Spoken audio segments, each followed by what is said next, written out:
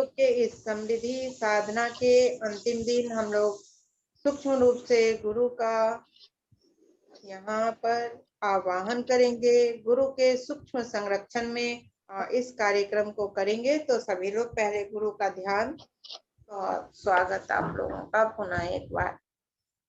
आज मैं एक कहानी मेरे सामने आ जाई थी, तो मैं उस कहानी के साथ इस सत्र को प्रारंभ करना चाहती हूँ।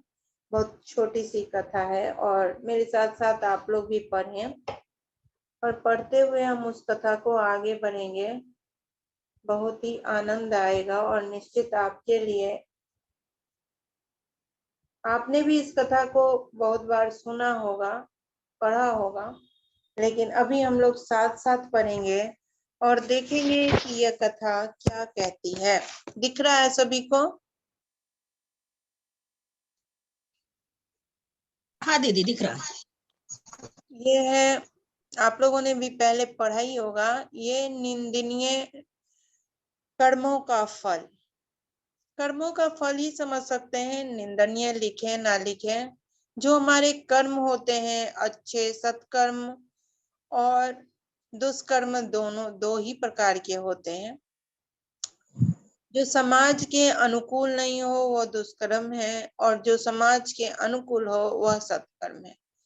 तो यह छोटी सी कहानी, राजा पृथु का नाम आप लोगों ने सुना होगा। हमारे जो लोक कथाएं हैं उनका एक बहुत ही महत्वपूर्ण नाम है, बहुत महत्वपूर्ण पात्र है राजा पृथु। तो राजा पृथु एक दिन सुबह सुबह घोड़ों के तबेले में पहुंचे। राजा महाराजा के घोड़े के तबेले, जहाँ घोड़े रहते हैं वह घोड़े का तबेला कहलाता है। तो सुबह सुबह वह वहां पहुंचे। तभी वहां एक साधु भिक्षा मांगने पहुंचा। सुबह सुबह साधु को भिक्षा मांगते देख पृथु क्रोध से भर उठे। उन्होंने साधु की निंदा करते हुए बिना विचार किए ही तबेले से घोड़े की लीद उठाई और उस पात्र में डाल दी। साधु भी शांत स्वभाव का था। साधु भिक्षा लेकर वहां से चला गया और वह लीद कुटिया के बाहर एक कोने में डाल दी। कुछ समय उपरांत राजा पृथु शिकार के लिए जंगल में गए। राजा पृथु ने जब जंगल में देखा कि एक कुटिया के बाहर घोड़े की लीद का एक बड़ा सा ढेर लगा हुआ है, उन्होंने देखा कि यहाँ न तो कोई तबेला है और न ही दूर दूर तक कोई घोड़े दिखाई दे रहे हैं। वह आश्चर्यचकित हो गए। वह आश्चर्यचकित हो कुटिया में गए और साधु से बोले, महाराज आप हमें एक बात बताइए, यहाँ कोई घोड़ा भी नहीं है, ना ही यहाँ कोई तबेला है, तो यह इतनी सारी घोड़े की लीद कहाँ से आई? साधु ने कहा, राजन यह लीद मुझे एक राजा ने भिक्षा में दी है। अब समय आने पर यह लीद उसी को खानी पड़ेगी। यह सुन राजा पृथु को पूरी घटना याद आ गई। वह साधु के पैरों पर गिरकर क्षमा मांगने लगा। उन्होंने साधु से प्रश्न किया, हमने तो थोड़ी सी लीद दी थी, पर यह तो बहुत अधिक हो गई। साधु ने कहा, हम किसी को भी, ये ध्यान दीजिएगा, साधु ने क्या कहा? साधु ने कहा, हम किसी को भी जो भी देते हैं वह प्रतिदिन प्रफुल्लित होता जाता है और समय आने पर हमारे पास लौट कर आता है। क्या कहा साधु ने? साधु ने कहा कि हम जो कुछ भी किसी को देते हैं वह रोज रोज फलता फूलता है और समय आने पर वह हमारे पास लौट कर आता है। यह बिल्कुल साइंटिफिक रीजन है। न्यूटन ने इसको सिद्ध कर दिया है। न्यूटन का तीसरा गति नियम आप पढ़ेंगे तो वहां है, क्रिया के विपरीत प्रतिक्रिया। जो क्रिया आप करेंगे वह अपनी दोगुनी फोर्स के साथ, डबल पावर के साथ लौट कर आएगी। वह फैलती रहती है, प्रफुल्लित हो मतलब प्रफुल्लित होना मतलब क्या है? विकसित होना, वह बढ़ता रहता है और फिर वह लौट कर निश्चित आता है। राजन, आगे उन्होंने कहा, राजन यह उसी का परिणाम है, यानी जो तुम लीद इतना, जो राजा ने हमें यह लीद दिया, वह लीद प्रतिदिन बढ़ रहा है और एक दिन वह राजा के पास जाएगा।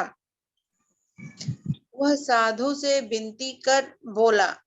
कौन बोला? राजा पृथु साधु से विनती कर बोले, महाराज मुझे क्षमा कर दीजिए, आइंदा मैं ऐसी गलती कभी नहीं करूंगा। मुझे कृपया कोई ऐसा उपाय बताएं जिससे मैं अपने दुष्ट कर्मों का या फिर उन कर्मों का प्रायश्चित कर सकूं। दुष्ट कर्म उन्हें क्यों लग रहा है? क्योंकि घोड़े की लीद दी और लीद इतना बढ़ गया और अब उन लीद वापस राजा को मिलेगा, तो खराब चीजों का विकसित होना, इसलिए दुष्ट कर्म कर दिया गया। तो यह राजा को एहसास है कि मैंने यह गलत काम किया है।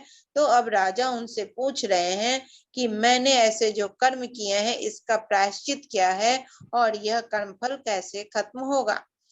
राजा की ऐसी दुखमयी हालात देखकर साधु बोला, राजन एक उपाय है। अब ध्यान दीजिएगा, उपाय क्या है? राजन एक उपाय है, आपको कोई ऐसा कार्य करना है जो देखने में तो गलत हो पर वास्तव में गलत ना हो। जब लोग आपको गलत देखेंगे तो आपकी निंदा करेंगे। जितने ज्यादा लोग आपकी निंदा करेंगे, आपका पाप उतना ही हल्का होता जाएगा।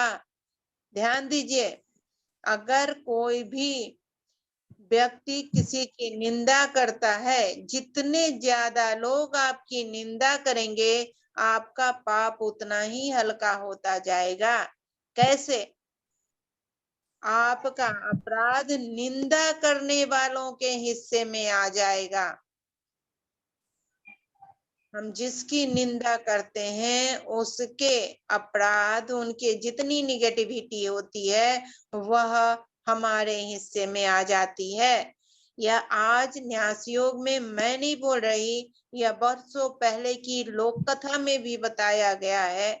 संतों ने, ऋषियों ने, महात्माओं ने, सब ने इस बात को अनुभव किया है, महसूस किया है और तब इन बातों को लिखा जाता है। क्या है? कि जितने लोग आपकी निंदा करेंगे, आपका पाप उतना ही हल्का होता जाएगा।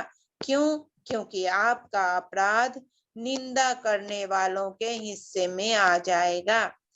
यह सुनकर राजा पृथु ने महल में आकर काफी सोच विचार किया और अगले दिन सुबह ही उसने शराब की बोतल ली और चौराहे पर बैठ गया। सुबह सुबह राजा को इस हाल में देखकर सब लोग आपस में राजा की निंदा करने लगे। कैसा राजा है, कितना निंदनीय कृत्य कर रहा है, क्या यह शोभनीय है, आदि आदि। पर निंदा की प्रवाह किए बिना राजा पूरे दिन शराबियों की तरह अभिनय करता रहा। यहाँ शब्द देखिएगा, अभिनय करता रहा। पहले भी बोला गया कि कोई ऐसा कार्य करना है जो देखने में तो गलत लगे पर वास्तव में गलत नहीं हो। और तब वह अभिनय करने लगा और इस पूरे कृत्य के पश्चात जब राजा पृथु पुनः साधु के पास पहुंचे तो लीद का ढेर के स्थान पर एक मुट्ठी लीद देखकर आश्चर्य से बोले, महाराज यह कैसे हुआ? इतना बड़ा ढेर कहाँ गायब हो गया? साधु ने कहा, राजन आज यह आपकी अनुचित निंदा के कारण हुआ। जिन जिन लोगों ने आपकी अनुचित निंदा की, अनुचित मतलब बेकार की निंदा की, बिना कारण निंदा की, बिना स्थिति जाने निंदा की, आपका पाप उन सब में बराबर बराबर बट गया। तो यह एक आज बहुत सुंदर स्टोरी, बहुत सुंदर कथा मुझे मिली थी कहीं से, तो मैं आप लोगों के बीच लेकर आई और निश्चित इस कथा को सुनकर आप लोगों को आनंद आया होगा, हमें पसंद आई। तो आज से क्या करना है कि आप लोगों को मेरी ढेर सारी आलोचना करनी है, ठीक है? तो क्या होगा इससे हमको फायदा?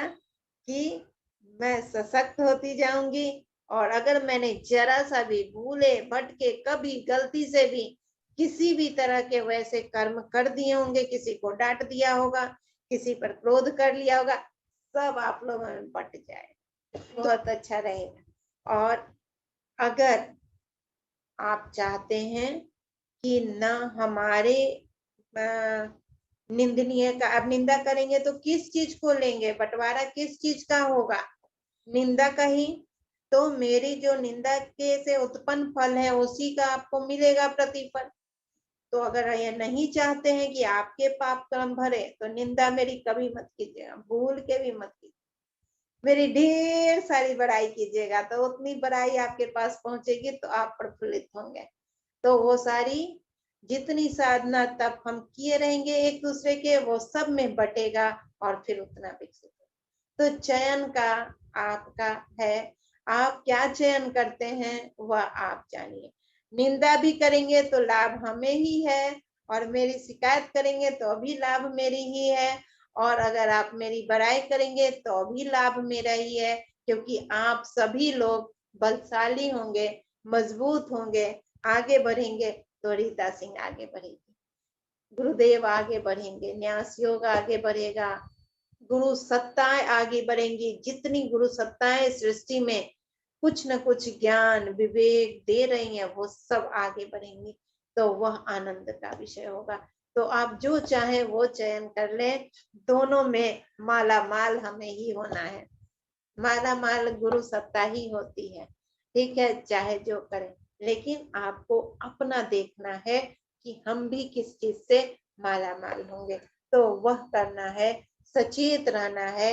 निंदा करने से पहले 1000 बार सोचना है। किसी व्यक्ति की अगर हम निंदा कर रहे हैं, किसी भी व्यक्ति की, तो हम क्या ले रहे हैं, हम क्या समेट रहे हैं, हम उसको बलशाली बना रहे हैं और अपने आप को कमजोर बना रहे हैं। तो कभी भी बिना कारण, और कारण भी हो तो बहुत सोच समझकर आलोचना करें। तो यह आज के दिन से हम और आप कसम खा लें, समृद्धि करनी है अपनी तो आलोचना नहीं। पर पेट कैसे भरेगा बिना आलोचना के, बहुत मुश्किल है, पेट में गुड़गुड़ गुड़गुड़ होने लगेगा। तो ध्यान रखिएगा कि उस गुड़गुड़ के लिए नींबू पानी पी लीजिएगा, उस पानी में गायत्री मंत्र जप दीजिएगा, न्यास के मंत्र जप दीजिएगा और पी जाइएगा। और बहुत ज्यादा गुड़गुड़ करे तो क्या करेंगे, मैंने पहले भी उपाय बताया है, कागज उठाएंगे, कलम उठाएंगे, जितनी आलोचनाएं हैं सबको लिख लिख लिख लिख लिख कर जला देंगे। तो जला देंगे तो वहां की निगेटिविटी के भी खत्म होगी, और हमारा जो अनकॉन्शियस माइंड गुड़ गुड़ करेगा वह भी खत्म हो जाएगा। तो हम किसी को फोन उठाकर तुरंत हेलो अरे जानते ऐसा किया रे, ये नहीं करना है कभी भी। जब ऐसा लगे सर तुरंत पेज उठाइए और कलम उठाइए, मेरे कलम मेरे सामने रहता है, तो ऐसे कलम उठाइए, पेज उठाइए और बस लिखिए, ठीक है। और उसको, उस पर दिव्य प्रेम मंत्र जप कर जलाना है, ताकि दिव्य प्रेम की ऊर्जा उससे प्रवाहित हो और उसकी जो निगेटिविटी है वह समाप्त हो जाए। तो बहुत बहुत कुछ ज्यादा ही प्रवचन हो गया, तो धन्यवाद।